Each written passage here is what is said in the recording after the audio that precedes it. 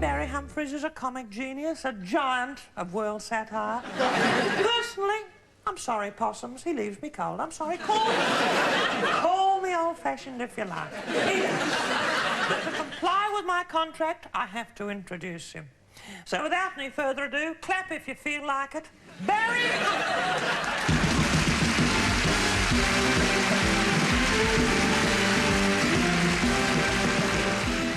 I'm such a bad businesswoman that I let Barry Humphries walk all over me.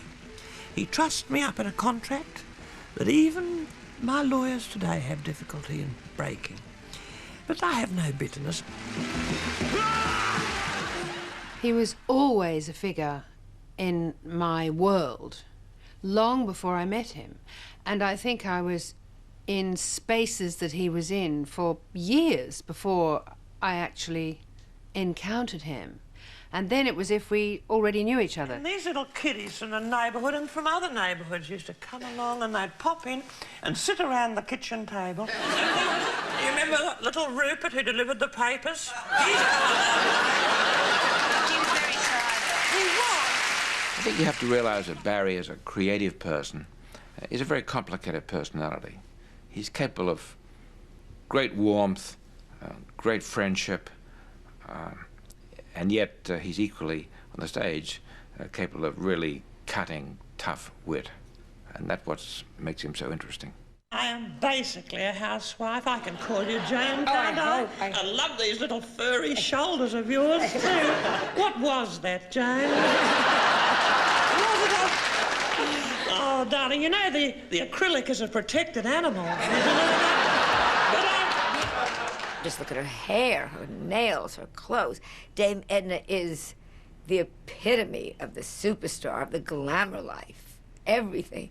And Sir Les is just the pig, the dirty man with the yellowed fingers and filthy, and you know the underwear is just the lowest. And it's so funny to see he's taken such extremes. Congratulations, BBC, for introducing Jane and me. She's feminine, I'm butch and macho. We'll stick it up, the British chat show. But if things don't work out just like that, forgive an old romantic diplomat.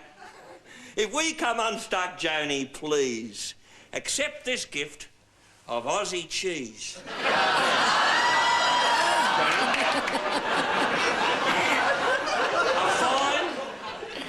A fine, mature Tasmanian breed. And when you sniff it, think of me. Barry's sense of the lewd is as surreal as it can get, and so it's always surprising, but in a sense you're never surprised it's surprising, because he will always push things too far. Look at these savouries, Jane. Just eat your fill. These here, these.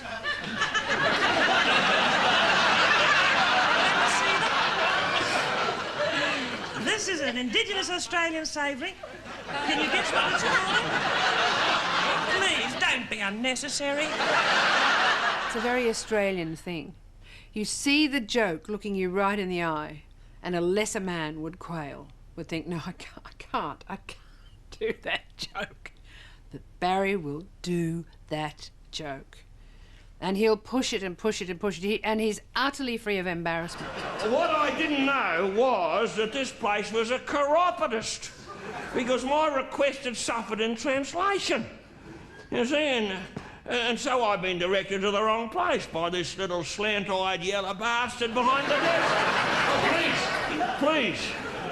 And I'm shown into a little cubicle, very small. I think I'm not going to get much more than a knee trembler in here. And I'm in there for a while, very towy, very agitated, and all of a sudden a lovely little Thai Sheila comes in. Oh, beautiful. She must have had one on her like a mouse's ear.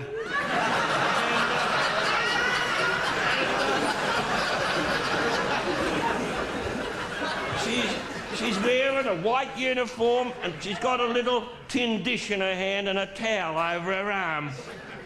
So I whips out the old purple-headed warrior.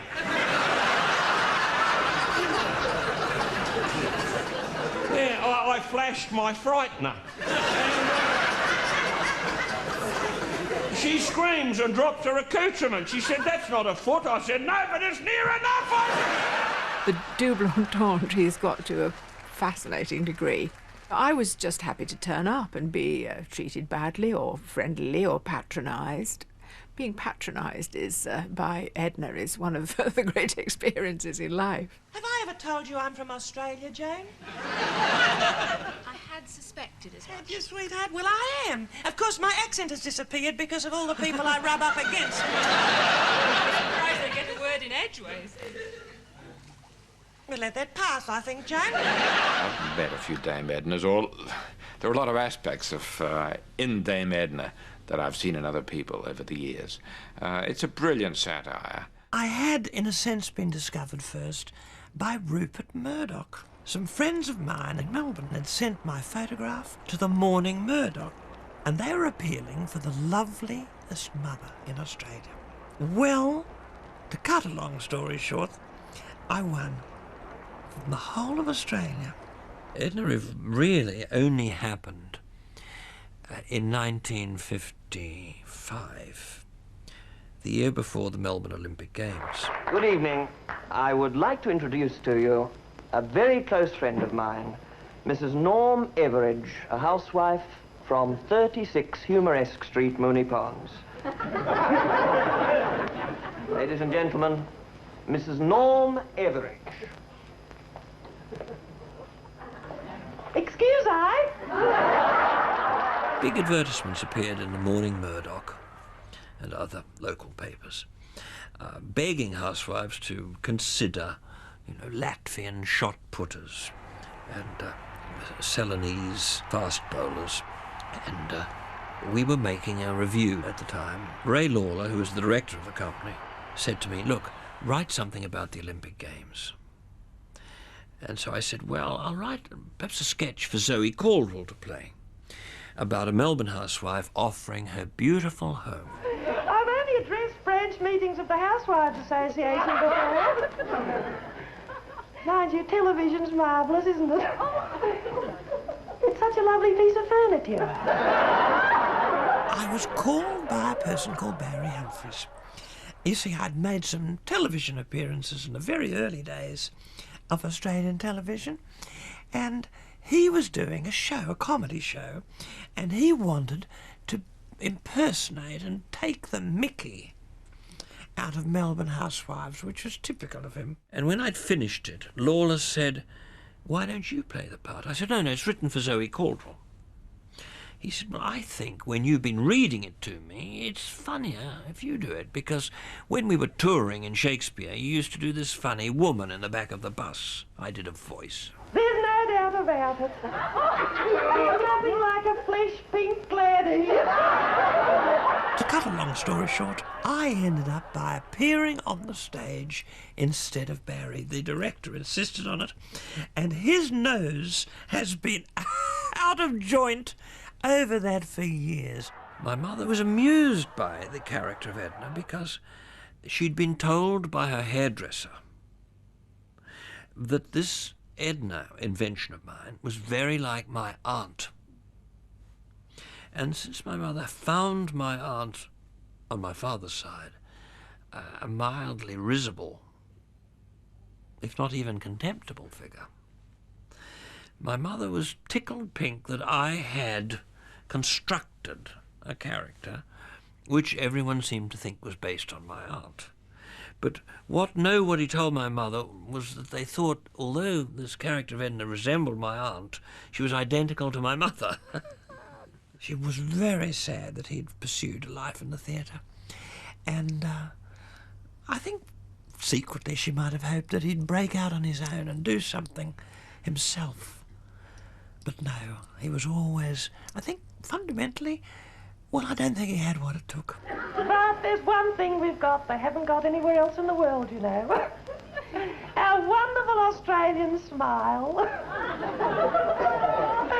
Oh, you know, on my way back to Moonee Ponds from the airport, even the Venetian blinds seem to be smiling. She certainly says things that middle-class Australian housewives are bound to say. And she still does. That kernel is still there. But Edna Everage was just one of a very important galaxy of characters, of whom my favourite was Sandy Stone. And Sandy Stone was the world's dullest man. He's, what Barry would call the Adagio act. He's the timeless, age-old pensioner who sort of was a World War I veteran, but over the years he's become a ghost, and he's like a forgotten, quiet, little sun-spotted, croaky-voiced guy that just sits and talks about his life. Quite beautiful. I realised that there was a whole generation of Aussies who didn't speak in a strong, assertive voice. The popular conception, indeed, of the Australian accent, but who tended to speak in a very, very quiet, rather sibilant, almost a falsetto way of talking. There's a lovely crowd of chappies at the Louisa Hutchinson Memorial Bowling Green, and a man makes a lot of contacts that way. Not that I'll need contacts when I retire, I suppose. More friends, I suppose you'd say. Of course, Beryl and I, we used to be as keen as mustard in the old days of the tennis club before the war. Beryl was a little humdinger in the mixed doubles. She always ran up the best tennis cake, too. We'd sit there in the clubhouse after a match with our thermos and some of the different other couples and their thermi. Sandy has always been dying, and I sometimes wonder if Barry isn't foreseeing his own demise and how it will be as he is rolled backwards out of the operating theatre into oblivion, leaving behind him this wonderful perfume of language in the air. Somehow it always seems like a long summer afternoon when you're playing mixed doubles. There's a tennis club right next to the repad outside my window, and I can hear them playing right up until when the light goes. And the couples laughing when there's nothing particularly funny.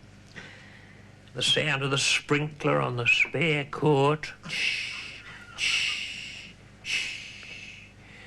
And the sound of the hose being dragged across the tennis court. The couple saying thank you to the kiddies when a ball lobs over the fence.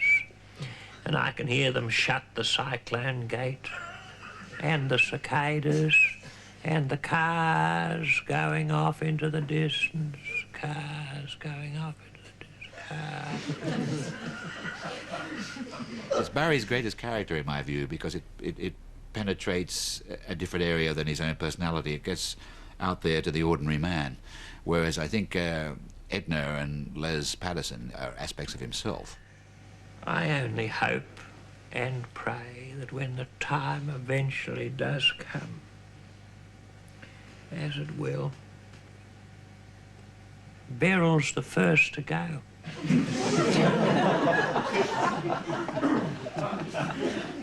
You see, it was different in the old days of the mixed doubles and the tennis club and the crazy whist and the couples. But you can't win a lucky spot all your life. When songs of spring are sung. I do remember crying over that one. He often moved me to tears because that was the life I was desperate to escape from. I mean, Barry, I think, was the best critic of the Australian way of life, and it was utterly bleak. In my youth, Melbourne looked English. The calendar on the back of the kitchen door always showed a thatched cottage or a stately home of some kind. England was home, and my paternal grandfather spoke with a Lancastrian accent. It was a very Anglican, old-fashioned Anglican city. Beautiful city and very nice people, very well-intentioned people, but it was absolutely made for intelligent young people to rebel against. I had no intention of going to the university, but I found myself, as it were, wafted into this life. And there was this person who would make my father livid with rage.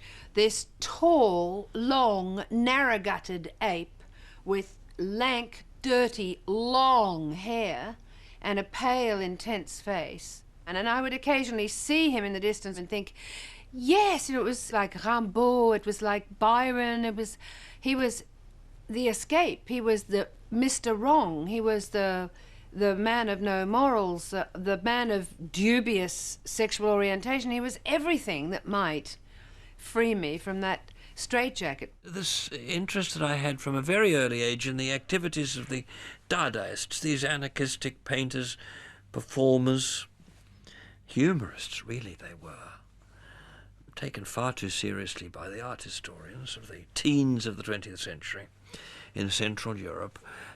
This group had a huge influence on me. I created my own chapter of the Dada movement in Melbourne, had art exhibitions and did shows. And I still have this desire to surprise the audience and discomfort them a little.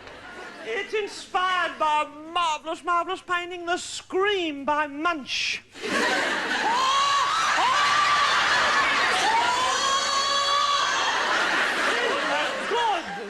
I made exhibits for him. There was one exhibit called Puss in Boots, where I had to make a lot of custard and fill up these Wellingtons with custard. He'd get sponge cakes and sort of smash them between two plates of glass and call them cakescapes, and you would actually get fantastic sort of, you know, tonal patterns. And I had a dish tonight.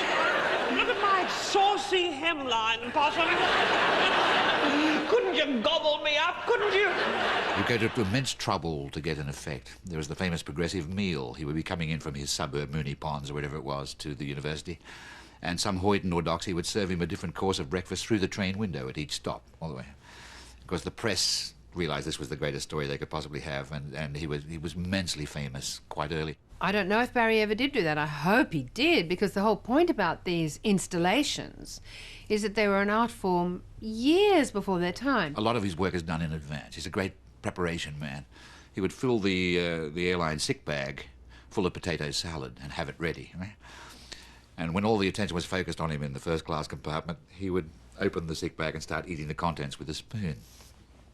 Stuff like that. What makes you laugh? Well, other people's misfortune, mostly, but... I was reminded at the time of an old sketch that I used to do at the university when I actually hired a blind piano tuner to tune the theatre piano, which I had centre stage, but I had the curtain down, and I'd arranged for the tuner to come at the time the show was about to start. So he was tuning the piano, and then I raised the curtain slowly, and the audience thought they were watching some kind of a piano recital, which was, of course, involved many repeated notes. If you've ever heard a piano being tuned, it's pretty boring. So the audience then started booing and stamping until I came onto the stage and making gestures to the audience to, for God's sake, you know, escorted this person off, giving him his white stick as he left crookedly. He left the stage, and a dead silence fell on the audience, you see, a dead silence of shame. Of course, the blind piano tuner was a friend of mine. It was a performance, but it was an attempt to shame the audience. And then the Film Society was doing a sort of episodic kind of movie where each little group had to make its own episode. 1954, it's pretty crude, but it looks as though it might have been made by René Clair, you know, a Melbourne version of René Clair.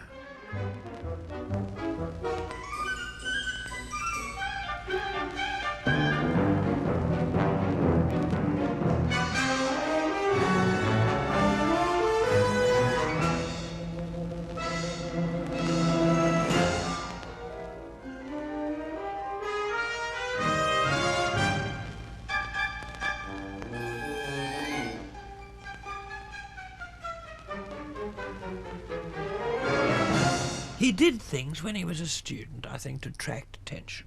I don't think there's anything unusual about that. And I've met people in Hume at school, and apparently he was quite clever at his exams. But he's a lost soul now. I think he's hoping, you see, that someone at the BBC or the National Theatre will think of him for Ibsen or Strindberg, or some little role in Shakespeare, or even that, who's that? That Iranian man, Mr. Yentob. I think he's hoping that one day he'll come in from lunch at about 5:30 in the afternoon and someone will say, what about Barry Humphries for something? And I think he's hoping that in a moment of amnesia, little Alan will say, oh, that's a good idea. It's sad, isn't it, that Barry is waiting, really, for the virtually impossible to happen.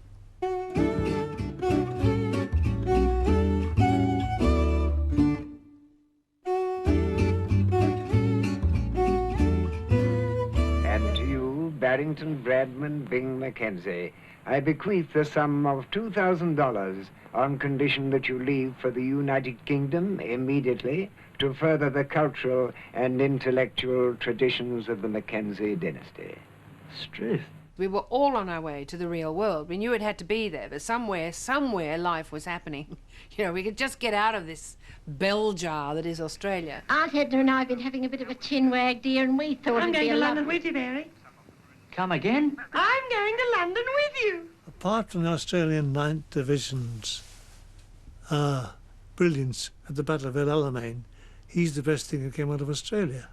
Spike Milligan had seen a show of mine in Australia, and he came backstage to see me. Of course, naturally, what young comedian of that period could not have but idolised old Spike? As far as I'm concerned, you see, I thought he was already a comedy great. The rest of the world had to catch up, that's all. He made me aware of the kind of nobility of the comedian. You know, he was sublimely funny and totally daring. I think he owes me something. I think it's money. From the very first moments that I heard Barry on his hind legs performing, I thought, this man's wonderful. He's very funny, and he's also a poet. Oh, I dare say you notice quite a difference in me. A few more crow's feet, perhaps. But what are they but the dried-up beds of old smiles? I thought, that's wonderful. I've got to work with this man. Barry was part of The Late Show with John Bird and John Fortune.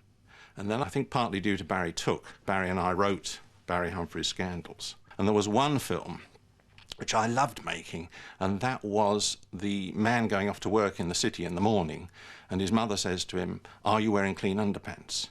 And he says, oh, dear. You know what happened to your poor father, right in the middle of a board meeting, too.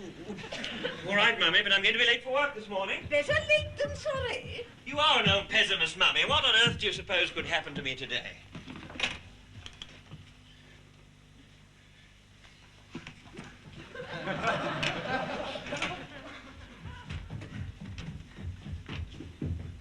Have you got them on? Yes, Mummy. You were quick. No flies on me, Mummy. No, no.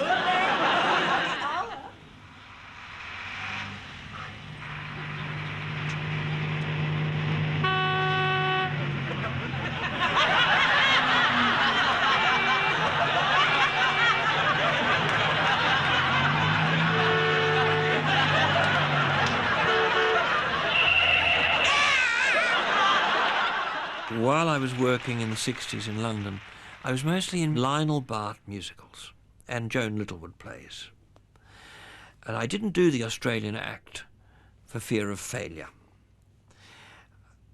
Only in Private Eye did I, at Peter Cook's request, write the balloons for Barry Mackenzie, a comic strip about an Australian in London, which Nick Garland drew. And that had a cult following. Then, with Bruce Beresford's help, we made the comic strip into a film. And that was, in a way, my breakthrough in the early 70s in Britain. The editor, Richard Ingram, kept saying, this is never going to catch on, this will never take off.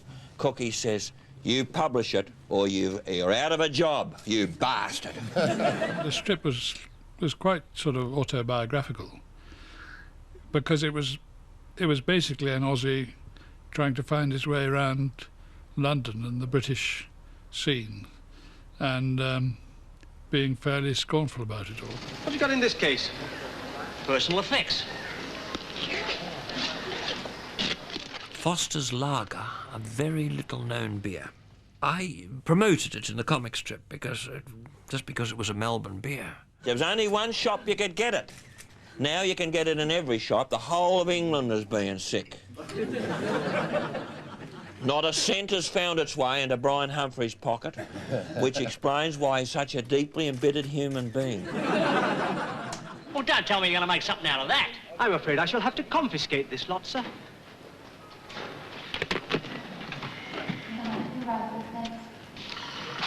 Barry, where have you been, dear? You've been as slow as a wet week. Oh, you wouldn't read about it, Auntie. I wouldn't have minded the bastard that I've been a bit civil.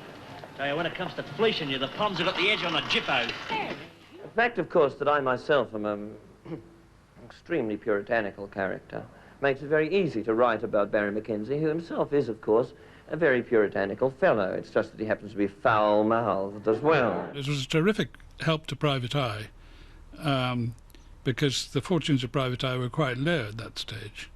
And this feature, I think, raised our circulation an awful lot. I've got a funny feeling, me Ned Kelly.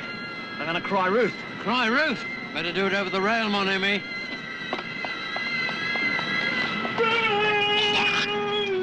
Back in Australia, it was regarded as absolute treason. And a lot of the enemies Barry made in Australia, he made through the Barry Mackenzie strip. When the news got there that he was promoting this raucous, naive, lecherous, unsuccessfully lecherous Australian character, it was not taken well. Private Eye was then banned in Australia. Banned in Australia because Barry Mackenzie was considered rude and crude. And of course, we don't have such people in Australia, do we? Listen, mate, I need to splash the boots. You know, strain the potatoes. Water the horses. You know, go where the big knobs hang out. Shake hands with the wife's best friend. Train the dragon. Siphon the python. Ring the rattlesnake. You know, unbutton the mutton, like Point Percy at the porcelain. My father was a builder, and so I knew Pat, the bricklayer. I knew Alec, the carpenter. And I would mix with these workmen, and they'd make their tea and eat their sandwiches and tell incomprehensible stories to each other, which I assume may well have been of a questionable nature, as my mother would describe them as, or indeed uncalled for. That was another favourite phrase of hers, so that on one occasion when Alec went off to have a pee, and I asked him where he was going, he said, just off to strain the potatoes, he said. So that night at dinner, halfway through the meal, I said to my mother, excuse me, I just have to go off and strain the potatoes. And I heard my mother saying to my father, where did Barry hear that? And my father was meant to caution the men to be very careful not to use foul language in front of little Barry. Little did my mother, or indeed my father, know that I was later to become a great exponent of filthy language, both in print and on the stage.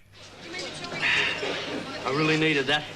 I was as dry as a dead dingo's donger. Barry Mackenzie was an uncontrolled id, and I think he was part of Barry's id. Les Patterson is a direct development of Barry Mackenzie, no question. Except Les Patterson is the sussed version. This little Sheila done a streak in the back seat of the car. I didn't know where to look. And we got to our destination. The driver says, that'll be so-and-so, you know. And he says, how are you going to pay me? And she oh, I'm sorry, I can't say it, but she flashed the map of Tasmania, ladies and gentlemen. Now, for those of you who aren't too crash on the geography, Tasmania is a triangular continent. A bit on the bushy side. No, please, oh, for goodness sake. Anyway, to cut a long story short, the driver said, haven't you got anything smaller? Barry developed quite early on a taste for the off-colour joke. And I would hear the audience laughing without knowing quite why. And I think that's a sure sign that something uncalled for or unsavoury, has been said. My parents reluctantly took me to the Tivoli because comedians who performed there were sometimes described by my father as blue. I never knew what that quite meant. It was a mysterious epithet when you come to think of it. Was it the colour of their skin, I wondered, or was it what they wore? You turn me on, if I may say so. Particularly when you mention forbidden subjects. There's no worry. You know, I understand for the first time what the term stand-up comedian means, you know? In fact, I saw on the stage of the Tivoli Tommy Trinder, who I thought was convulsively funny, though I didn't understand a lot of the things he said. Now, come off your high horse, Bazzer. I'm no apparition what's come to haunt you. All I knew was that my mother glared at my father, and my father made sort of snorting noises, which he tended to make when he was trying not to laugh or earn my mother's profound disapproval. I think I know what all you women are staring at. I know. You're all looking at my penis, aren't you? And there he is, ladies and gentlemen. Barry wanted me to take part in an Australiana night. Dear old Sir Les got a bit carried away, and how do I say, his world-famous appendage, which more or less has a life of its own as well, for the first time made a public appearance. I never saw it. 2,000 or 3,000 people at the Royal Festival Hall in London saw this beast that apparently came out. I was just shrieking and running away from him to the other side of the stage going, no, put it away. Get out of here. And so afterwards, I said to Barry, you're very, very naughty. You deserve a big smack. That Kylie Minogue should be chased off the stage of the Royal Festival Hall by a sort of phallus-brandishing Australian diplomat seemed, in a way, a first. And for me, anyway, it was a sort of little taste of the old outrageous days. In the 60s, the bawdiness and obscenities were within the conventions of the 60s.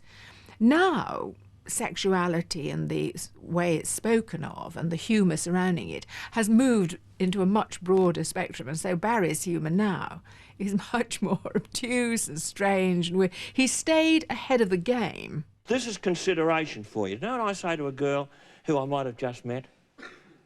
I say, see, I got these in my pocket. I say, could you use one of these, I say? Could you use one of these? That's what I say. Yes, sir? I say, could you really? Now, yeah. Now, what she says... Now, if she says, oh, no, thank you, you've eliminated a major stumbling block. You have. You have, Vicar. Because then you can spend money on the dinner then, and you know you've got a fighting chance later on. You've eliminated the non-starters, Claire. I found that the dirtier Les is, the better, because it is a kind of overkill. He is, in a sense, transcendentally filthy. He is sublimely.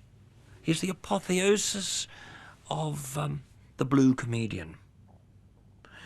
And somehow it's forgivable. If Les were any cleaner, I think he'd give profound offence to people. So Les is just wonderful because he is so oblivious to how hideous he is. Would you like a cleaner to use? No, don't you worry, Joan, please. You know, You're very... my saliva is safe, Joan. It is. I'll tell you what, they'll be bottling my saliva in a year or two, they will. There'll be a phlegm bank, there will. You know, but I don't want to raise a distasteful subject, but I mean, I'm not going to mention it by name, but there's some pretty nasty things going around, but you can only catch that one They tell me if you drink the equivalent of 3 cups of saliva. And I reckon after the second cup you'd smell a rat, wouldn't it? It's got a lot to do with Barry's experience with alcohol, because that's an anti-alcohol sketch, amongst other things. The vileness of Les is pretty much down to the number of amber nectars he's poured down his neck. And Barry is very sincere about that. I mean, booze nearly wrecked his life, and to this day, if anybody rings Barry on the sort of Alcoholics Anonymous circuit, Barry will do it. He'll go and help. I've cleaned up my act. I have become a fitness freak. I think I'll say that again.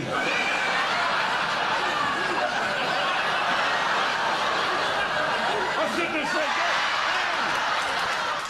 I think probably what cured him was not just a conviction to stop drinking, but he developed the characters and his range of performance to the extent where he could cope, where he had all these instruments for coping. He's an extremely sensitive man, and he comes from a culture which did not value sensitivity. In fact, it rather outlawed you in those days. And he had to do it all by himself. And that can be good for you in some ways, makes you very strong. But it can also, it's a capital formula for neurosis.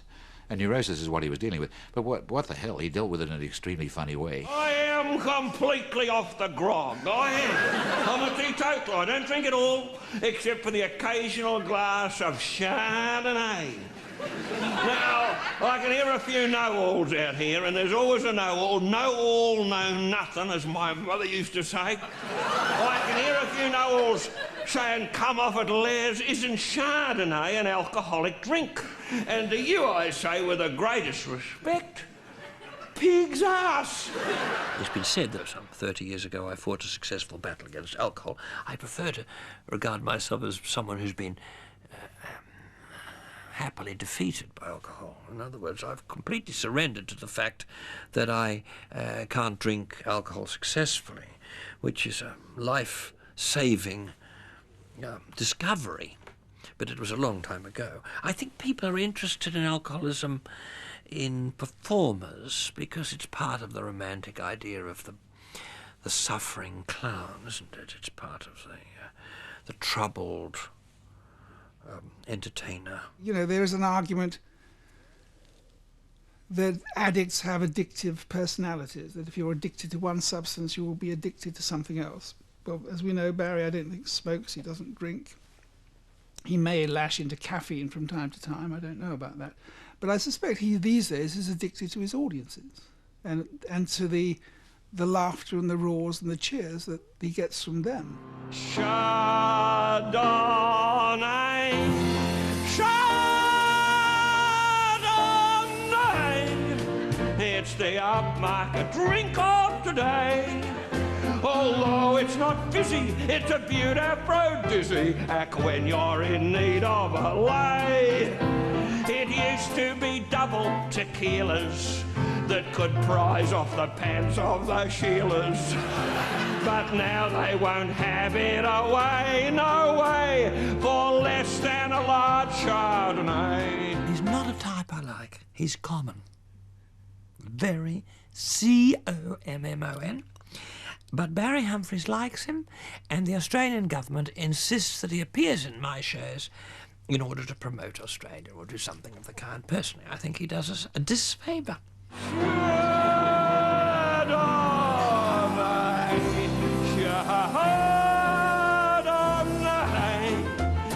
It's the tipple that's come here to stay. It lubricates women from Southend to Plinlimmon, from Wick down to Old Colwyn Bay. No manly manoeuvre seems sinful to a lovely young girl with a skinful. They'll never scream, put that away. Thanks to you, Chardonnay.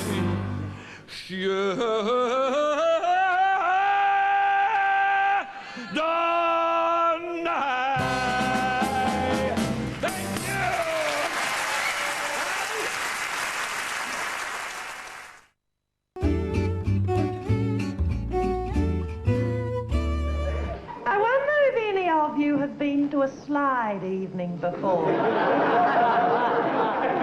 You haven't? The prototype Edna sometimes appeared on television. Didn't look quite the character we know now. She was much more, what's the word, diffident. She would hesitate. Edna would never do that now. Oh, it is Piccadilly Circus. There's me. Standing under the statue of Ethos. You know, I'm going to explode a myth. How often do we hear about the English Reserve? It just does not exist, and you can take it from me as a seasoned traveller. You know, I was standing there in Piccadilly Circus minding my own business, and you'd be surprised at the number of chappies who came up and spoke to me just out of the blue, you know. I tried doing Edna a few times in London in the 60s, but if you couldn't impersonate Harold Macmillan in the first half of the 1960s, you might as well have retired from the satire movement. Besides, I've never really thought of myself as a satirist. Of course, to some extent I was. Edna was invented as a satire in A Melbourne Housewife, and a specific one. Then I did a Russell Harty interview. I find mayonnaise very good for the hair, and I wonder if any ladies who are spending a small fortune on hair tonics and things know that ordinary mayonnaise is excellent for your hair. If you rub it well into the scalp at bedtime, because you wake up like a tossed salad, but it doesn't... With any luck, anyway, ladies. You don't refer to the character, once he's in character, as anything but Edna. And so Edna becomes the reality. And what's so fascinating is that you want to play with Edna. In other words, you don't transgress that rule, because Edna takes over. And it's a call to play. You play with Edna, Barry as Edna, and you feed Edna ideas. I wondered if you were frightened of being molested in the streets nowadays in London. Well, people look at me in a funny way, a sort of hungry way. I think... Well, I do. I mean, I can't help... Wouldn't I be a silly woman to deny that I'm a very attractive woman? I mean, people find me tremendously attractive. But what kind of things do you have to do to sort of repel borders, so to speak? I think it's just my dignity. I think up to a point, you know, people realise they can go there that far and no further. Really? I'd like you to bear that in mind, if you would.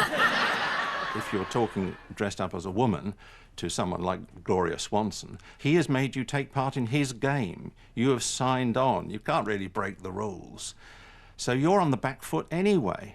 So anyone confronted with Edna is in a first-class condition to be teased. Have you ever been to our wide brown continent? No, but I have been invited, and I now certainly must go. Oh, we'd love you there, darling. We would. There are a lot of women just like me over there. Relatives there? A lot of relations. I'll give you some little introductions after the show. Fine. May I? I'm going to Australia, dear Edna. Who? What? Edna really does inhabit the real world. Her world, you know. And I never really think of these characters unless I happen to be doing them. But I know the characters so well that I can actually inhabit them. On the one or two occasions on which I met Graham Greene, he described Edna. He was a fan of Edna's, and he called her the woman you inhabit. In this country, we're used to the panto dame kind of role, where it is transparently male, where it's Les Dawson without his teeth in, where it's all, you know it's a man there, and you can relax, and there's no sexual ambivalence or anything like that. There is no sexual ambivalence with Barry. He becomes a woman. He becomes Edna. I'd like to think that people don't really think that there's an actor involved, to the extent where I don't feel involved, oddly. I believe in the big G. I'm a very grateful woman.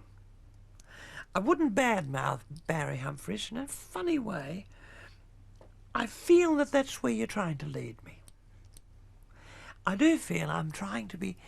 An attempt is being made to coerce me into speaking disparagingly of someone I don't feel that passionate about. He has played a role in my career, a role which I have freely acknowledged in my autobiography and in this little, well, rather intimate interview, where some exclusives are being delivered to our viewers. There's no question of that. I never had postnatal depression, though funny enough my children have. It's hard to have a megastar mother. I don't think it's easy. I mean, I sacrificed wonderful career opportunities to look after them. Well, look after them, to employ people to look after them. Kenny always comes back, doesn't he, Madge?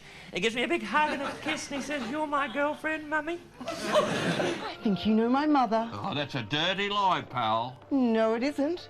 Kenny, darling! Liz Patterson, what are you doing in my son's outlet? You're a disgrace to Australia, Leslie. Come off it, Edna. Oh, Mum, he was just shopping for his wife. Kenny, when are you going to tie the knot, darling? You know how I long to be a grandmother. The public knows the story of Dame Edna. Her beginnings in Moonee Ponds, her children, her gradual rise. His comedy is really a fiction of this character's origins and life and progress. I had heartache when I lost Lois. You see, I had a tragedy in my life. I've mentioned it in my autobiography, but it was an awful thing. I had a child called Lois. Lovely, lovely child. And avid at the breast. And I went back to the country where I'd come from for a weekend. I took little Lois in her little cot, little carry cot, and I left her on the veranda. And in the middle of the night, I normally would wake up and feed her a couple of times. But I was having a little bit of trouble. And in the morning I woke, I overslept.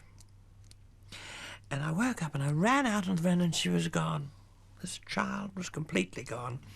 And they found koala bear paw tracks on the veranda and through the garden, and we never saw her again. When there's somebody that you love, as everyone loves Dame Edna, we all know her trials and her tribulations, and we've suffered through her husband's prostate. My husband, I've lost him. Well, I lost him, fortunately, over a very long period of time. But sometimes I wonder if he's still clinically dead. Because his prostate is in Tokyo. It's, I've endowed a clinic there and it's still, actually they've kept it. It's in a glass case, still working. They keep it going electronically. I feel Edna's pain. But Edna is up for grabs, as she announces, and she's seen with people. She's been approached, as she would tell you. Well, Henry Kissinger, Bill Gates, you name them. They've all approached me. But fundamentally, I'm enjoying my freedom. I've never been interested in the physical side of marriage, particularly when I was married. I think Edna's always had what Max Beerbohm called a low sexual temperature. But I'm a contented woman and I don't need a partner. I have my bridesmaid Madge. And she assists me as best she can. She actually is a hindrance more than a help. But I've helped her. I mean, I would get the Nobel Prize. I'd be Baroness Everage if they knew what I've done for that minx. My bridesmaid and I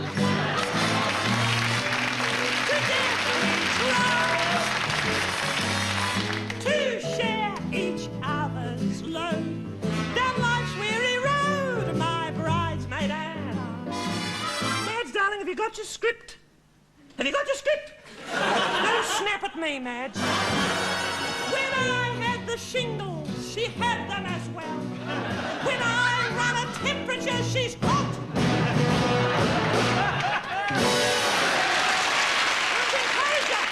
I thought, who can play Madge now that Madeline is dead? So we auditioned. And I saw an endless stream of camp ladies, all very nice, all rolling their eyes and being, well, camp and funny. And none of them were any good except for Emily Perry. Jermaine, my bridesmaid was a pioneer of New Zealand feminism. She was. That's why it never took off. You know, she didn't burn her brow, the neighbours did. He said, will you try and look pensive?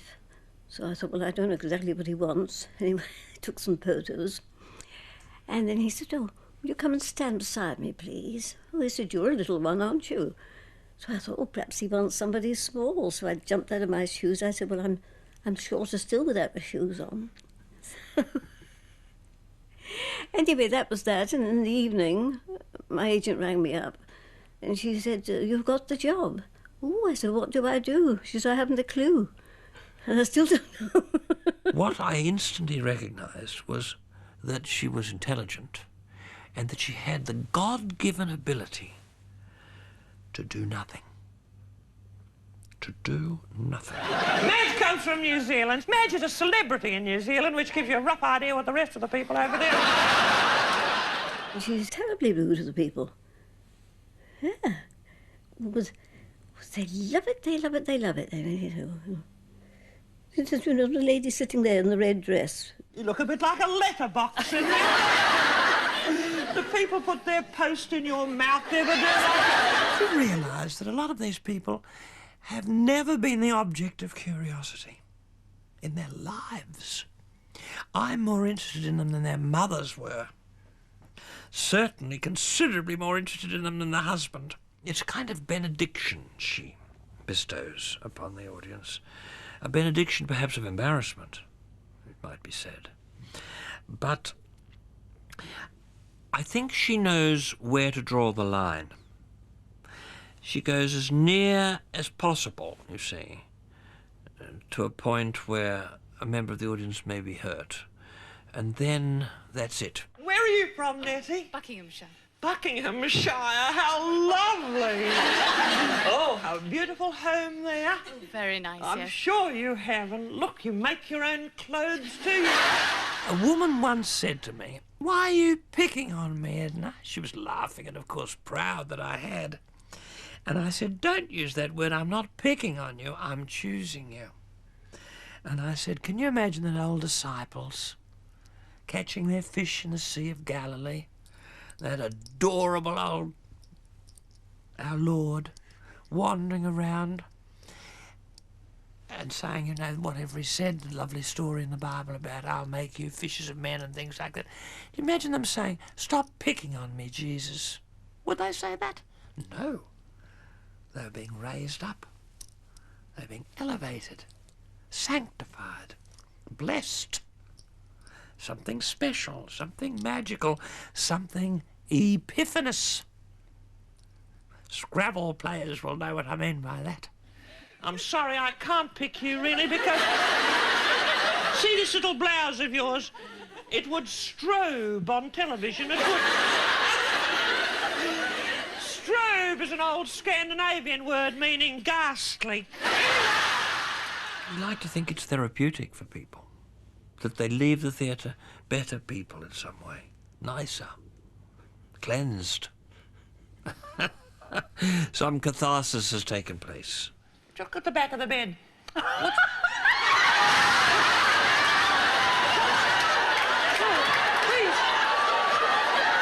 Please, studio audience, don't try and read something yucky into that.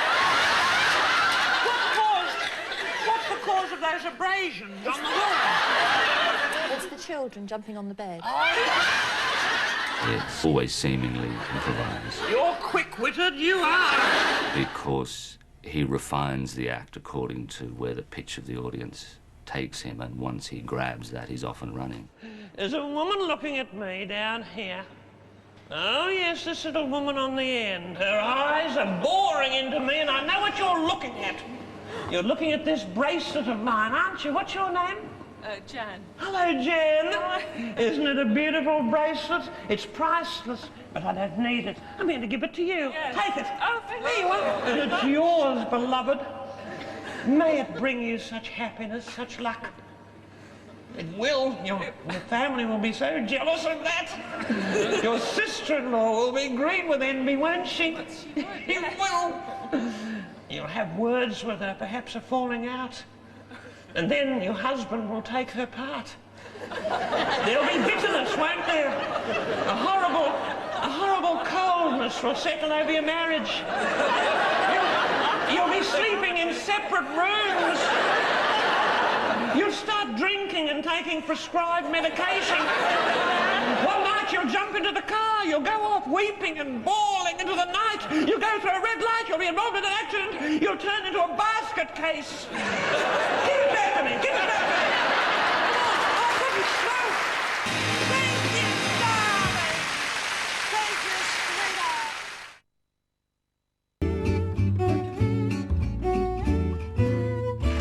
Stratford-on-Avon, birthplace of the bard. There's me. I'm standing on the Bridge of Sighs.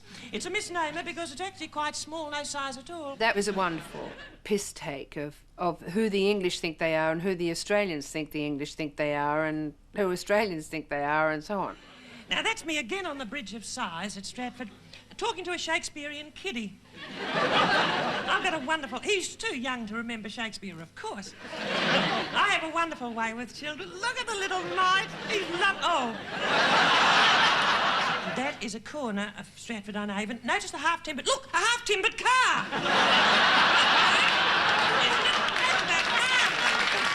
And that's the kind of stuff I guess I would have liked Barry to go on doing, but Dame Edna was on the money, and she just got bigger and bigger and bigger. And then she went into this completely Dada figure, really, you know, this amazingly dressed person with this wildly improbable life career. Except, you know, it's not so wildly improbable after all. Dame Edna does have a seat in the House of Lords. You can go to the House of Lords, you can see her, she's sitting there. She's not called Edna Everage, but she's there. She's called Baroness... whatever. I think that Thatcher derived strangely from Edna. There was a point in her career when Ednification took place. Suddenly the hair changed, the clothing changed, the manner. She didn't model herself on me. She was a creation all on her own. She's a one-off, Maggie. But she was very, very influenced me at one point and by me, and the reason for that is very simply she rang me up in the middle of the night and said, help. I think I'm the only person who's ever heard a creed occur from Margaret Thatcher. I get a lot of calls from the current Prime Minister at all hours of the day and night asking for advice. Does she still ring you by any chance? She hasn't rung me for 13 years. The other night she woke me at 3 in the morning, driving me mad. Where is Hong Kong? She said. She said, Edna, she was crying. She said, how do I pronounce Ich bin ein Berliner? I said, come round, and we had a bit of a cuddle. And she said, well, what am I going to do? I need an image. She said, I'm aware that I'm a bit of a Lincolnshire frump. I want to look something. She said, I want your look.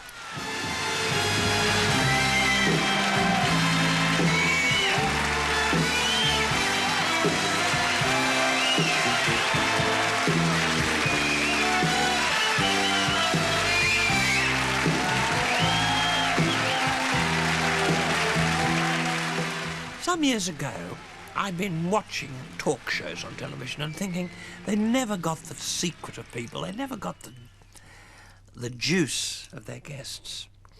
And I thought, really, it was because the interviewers weren't very interesting in themselves. They verged on non-entities. So I approached London Weekend and I said, I'd like to do a talk show. And they said, they're done to death. I said, mine will be different. Because it's in the form of a talk show. It's really a monologue interrupted by a total stranger. The Dame Edna experience deconstructed the talk show. It tore it apart and then put it back together again as a vehicle for out-and-out comedy and entertainment. I want you to say a word, one of the vilest, foulest words you could possibly think of. Just say it. Blow dry. I hate that word. They were there only to serve one purpose, really, when you look at those shows, and that was for Barry to mock them. We will all treasure the moment when he said to Geoffrey Archer... I think if you can't laugh at yourself, you could be missing the joke of the century, couldn't you? If you're anything but a fool, you're terrified. Makes Jeremy Paxman look like a sort of sheep, you know. No, this is the real thing. And I'll tell you why. because Barry Humphries is as bright as Jeremy Paxman. I remember one particular incident that when I knew I had a good line to deliver, and I could see him coming back, and it's a real pro, because I put my hand down there, and I went like that, and he could see it out of the corner of his eye, which meant I've got a sentence, just shut up. So he shut up on the spot. About 2 or 3 months ago, I went through a trial, and my home in the country... I must have missed that.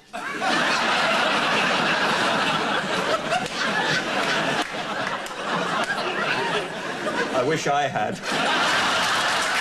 That was the pro. He could have just charged on and ruined my line and just taken the centre himself. But he saw the hand, immediately reacted, allowed the line, and then came back. Mud sticks, doesn't it, Jeff? Almost as if they want to be torn apart. It's almost as if they have a desire that this awful woman is going to kill them. I'd like you to welcome the distinguished Charlton Heston.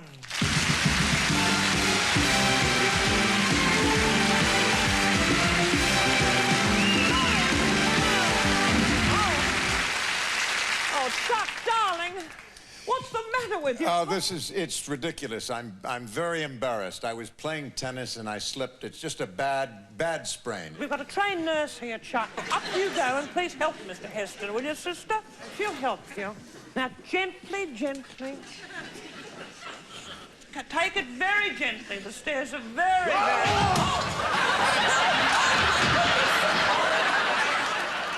It's more like a kind of competitive sport. The sense of danger is part of the thrill, the nervousness, the excitement. And that's what you want, the sense of not knowing what's going to happen. I came on with my Stetson hat, and I had it filled with this money that I print. This is the Larry Hagman's $10,000. I think at that time they were $1,000, but because of inflation and so forth. And so I had a whole bunch of these in my hat. When I took my hat off, it just rained money, you know, just all over the place. It was a lot of fun. And Dame Edna took on lead. He was being ostentatious with his money, Arthur. He was. We're all as rich as creases on this show. She had a long talk with me afterwards and chastised me and made me settle down and be a nice interviewee. Well, do you have a lot of people in the jacuzzi at once? Just family. Oh. How big is it? 30. 30 people? Yeah. In the one jacuzzi? Yes. Do you have business associates? Oh, I always do business in the jacuzzi. I always talk to when I used to have agents, I used to have them in and we'd talk and blah, blah, blah, but I don't have those anymore, so I got rid of all the people who So you don't do your business in your jacuzzi? Barry never asked the obvious questions, that's for sure. Aren't I good, by the way, not having referred to Dallas all this time? Oh, I wish we could have had a part for Dame Edna on Dallas somehow. She could have played my mother. How about that? She would have been good in Neighbours. She would have stolen the whole show. We wouldn't have got a word in, I'm sure. But, yeah, she could have fitted into Ramsay Street. I was into something very special then, something called napomancy. I said I could read the future from a kiddie's nappy. I could. By just releasing a safety pin, your future was unfurled before me. And do you know what I saw, Jason? What did she see? I saw your chart success. I did. Just there. I saw a lot of number ones, and I saw... Barry's well aware of the absurdity of show business and celebrity. He was one of the first people to analyse it. But he wants it, and if you want it, you better have it, or God help you and everybody around you. And the great advantage of Edna to Barry is he can get up there on stage and say everything he wants to be. If you were one of the Spice Girls, do you think any of them reflect your personality? I would be spooky Spice. In my own day, darlings, and I adore you and always will, I was a little bit of a Spice Girl in Australia, I was. I started girl power, and I'm really, then I became housewife power, and now I'm mega power. He is a comic genius. I mean, there is no way that any of these characters could pass for real in the outside world. They inhabit a world of the imagination. They inhabit a world of the great strange characters, you know, the Mad Hatter, figures like that. They are part of the extravagance of comedy. wanted to get together with you and talk about a few cultural matters for a long time. I wonder you wouldn't mind if I just... Not at all, no. Cup in. Just a little. Would you care for a drop yourself? I don't think so, thanks. Or it's a bit early for me. Well, it is early, I must admit, but we have a different time scale in Australia and they're open, my lord. There's no question that Barry Humphries could have had a brilliantly successful academic career. He's a real scholar in all the fields he studies. I mean, John Betjeman was astonished when he reached Australia for the first time, encountered Barry, and realised that Barry not only knew more about all of the Australian turn-of-the-century artists, musicians, and so on than he did, but also all the European ones. Barry was very, very learned, very, very young, and has continued throughout his career. He's never stopped educating himself. There's scarcely anyone he can talk to on the level of his own knowledge. Conda had his studio for a while, just over there.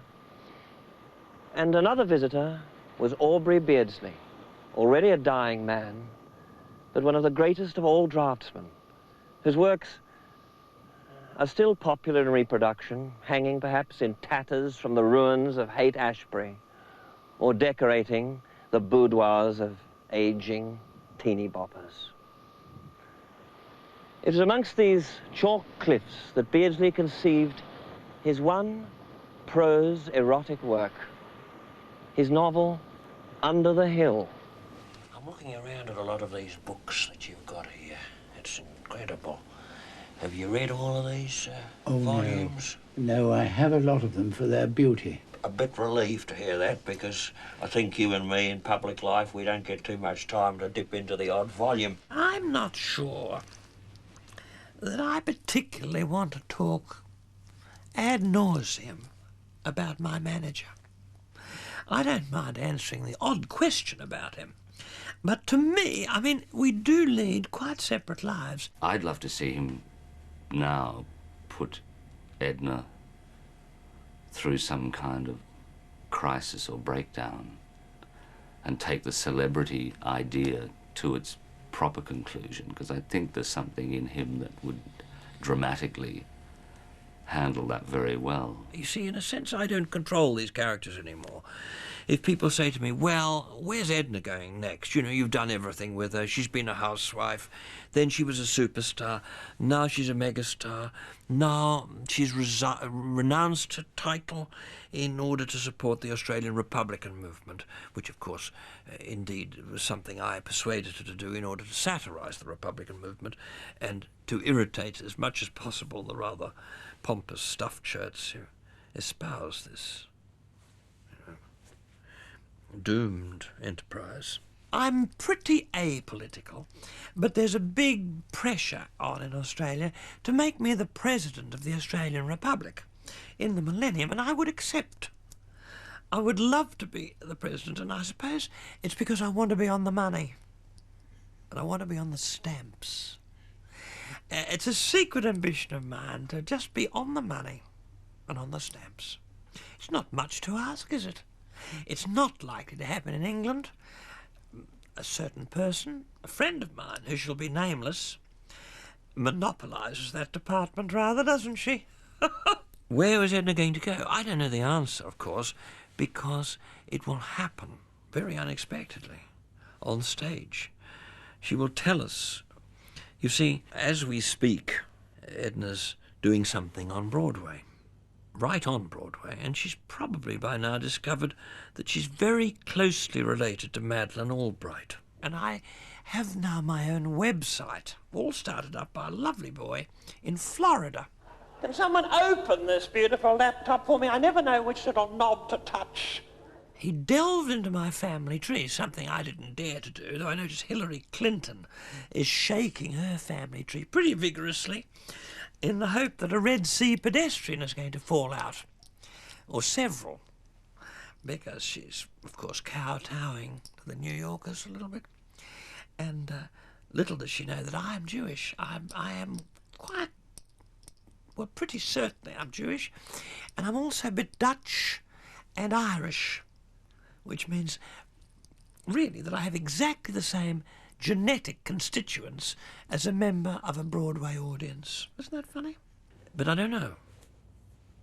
It will be she who tells us because by now I can kind of wind these characters up and set them in motion and observe them in a rather detached way. But I think it's in the interest of Australia. If they're going to have a president, it should be me and not some of these pathetic people who are struggling to put themselves on the map, push themselves forward.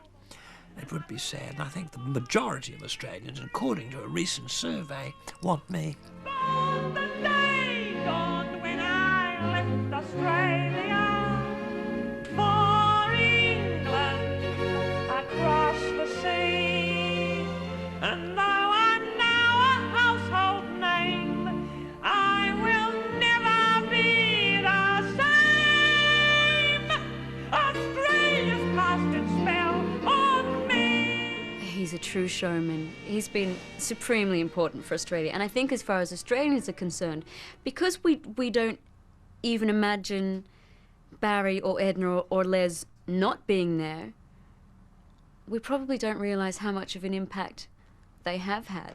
Barry's been very important for Australia in showing the world that it can produce a lot of creative and brilliant people, both in the arts, in political commentary, and a whole range of areas. It's the land of milk and honey. It's so rich and safe and funny. Australia is the land for me. I think the envy has died away as people realise that whatever Barry was doing, he wasn't lessening Australia's image abroad any more than our tennis players were or our swimmers. Of course not. He was a champion. And Australians do like a champion. It's not true that they hate all tall poppies. They just don't like tall poppies if tall poppies start behaving like tall poppies. But Australia likes its champions, and Barry's a champion. And the characters he's invented are champions. And I think if Australia does become a republic, there's a very, very good chance Edna will get the job. But her chief rival, of course, is Les. Of course, he has the political experience. I'm a hard act to follow. They say I should be in the Guinness Book. I'm a hard act to follow. At my last checkup, 20 nurses had a look. Jealous blokes have tried to do my reputation harm. They reckon it's technique that gives love-making all its charm. But who needs technique when you've got one like a baby's arm? I'm a hard act to follow with an apple in its fist. I'm a hard act to follow.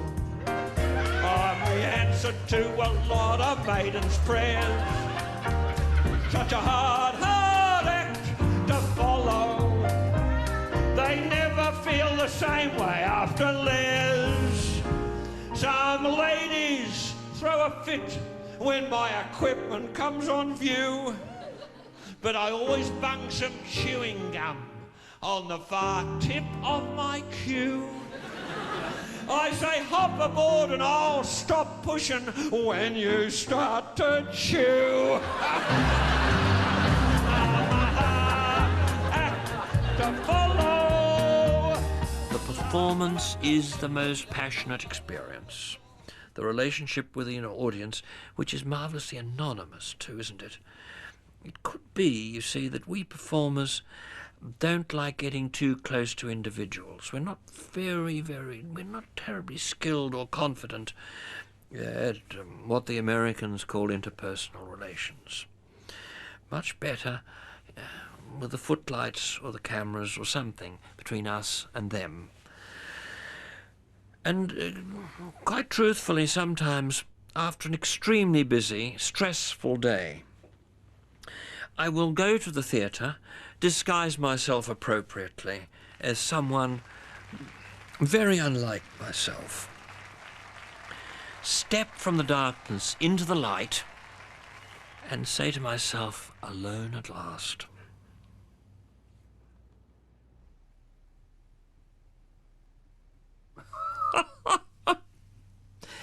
I would like, above all, to be known as a nice person, as an approachable person, as a human being.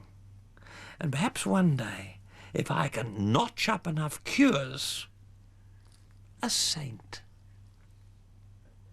Is that too much to ask? I think not. No worries. Hommies take a handbag bashing in one of Aunt Edna Everage's first ever outings. Crack open a tinny for our film comedy The Adventures of Barry Mackenzie. Thor's Night Down Under continues next. Scandal, betrayal, and execution in the ground beneath our feet. Monty Don and his team have just 5 days to unearth the hidden mysteries of some of Britain's lost and forgotten gardens and restore them to their original glory. No easy task when you're battling the elements to uncover underground tunnels, moats, crocodile-infested pools, and medieval murder. Lost Gardens, Thursday at 8 on 4.